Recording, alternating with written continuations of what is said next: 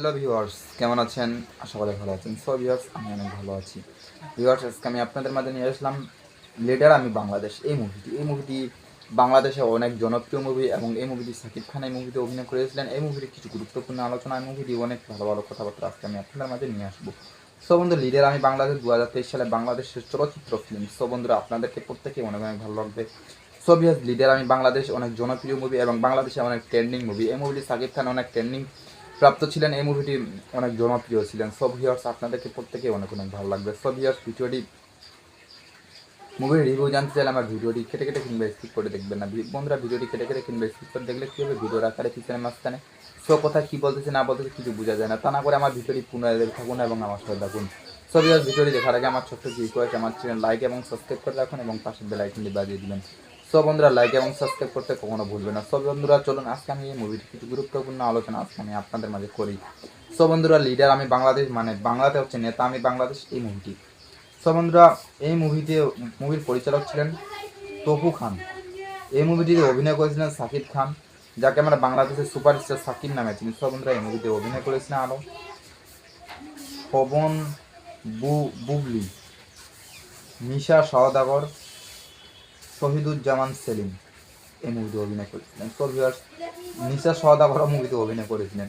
এই মুভিতে আরও অনেকে অভিনয় করেছিলেন এবং এই মুভিটির মুক্তির তারিখ ছিল 22 এপ্রিল 2023। বন্ধুরা, এই মুভিটির সময় চলমান ছিল 1 ঘন্টা 44 মিনিট। দেশ ছিল ভারত, ভাষা ছিল বাংলা।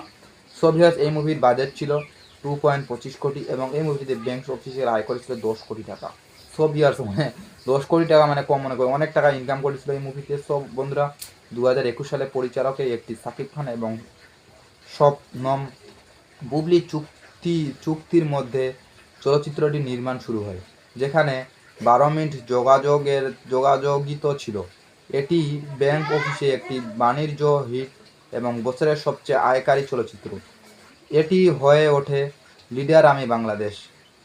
ব্যাংক অফিসে বেশ কিছু রেকর্ড গড়েছে, মানে ব্যাংক অফিসে এমন রেকর্ড গড়েছে মুভিটি তার মানে বলা চলে না। ভিউয়ার্স, ব্যাংক অফিসে অনেক রেকর্ড গড়েছে। এটি সাকিব খানের 2023 সালের সর্বকালের ব্যাংক অফিসিয়াল প্রিয়তমা আর পরে 2023 সালের দ্বিতীয় সর্বোচ্চ আয় করা বাংলাদেশের চলচ্চিত্র, যা ছবিটি সর্বোচ্চ আয়কারী চলচ্চিত্র। এটি সর্বকালের সর্বোচ্চ আয় করা বাংলাদেশের চলচ্চিত্রগুলোর মধ্যে একটি। হ্যাঁ, আপনারা বুঝতে পেরেছেন যে প্রিয়তমার পরে যদি কোনো মুভিতে সাকিব খানের বা মানে আয় করা মুভি ছিল, সেটা ছিল লিডার আমি বাংলাদেশ। ভিউয়ার্স, এই মুভিটি অনেক জনপ্রিয় মুভি এবং এই মুভিটি অনেক মানে হিট মুভি।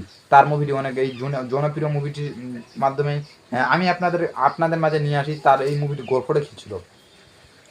শহরের একটি এলাকায় যখন নূতন নাগরিকের সুবিধা নেই, ডরগের রাস্তা ঠিক করার প্রতিশ্রুতি দিয়েই জনগণের নিরাশ করেছেন কাউডেনসন এলাকার যুবক নাসিব ইকবাল। সাকিব খানের চাকরি দিয়ে এলাকার একটি কফি শপ চালানো তরুণদের দেশকে এগিয়ে নিয়ে যাবে বলেই মনে করেছে।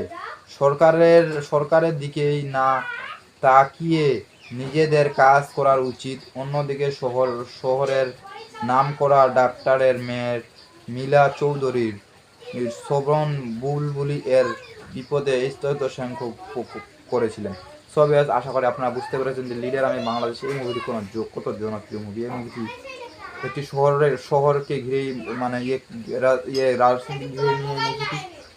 আপনারা আমাদের সাথে আমার ভিডিও দেখার জন্য আপনাদেরকে প্রত্যেকে অনেক অনেক ধন্যবাদ। পরে ভিডিও পাওয়ার জন্য লাইক এবং সাবস্ক্রাইব করে রাখুন, পাশে থাকুন, ভালো থাকুন, সুস্থ থাকুন, ধন্যবাদ।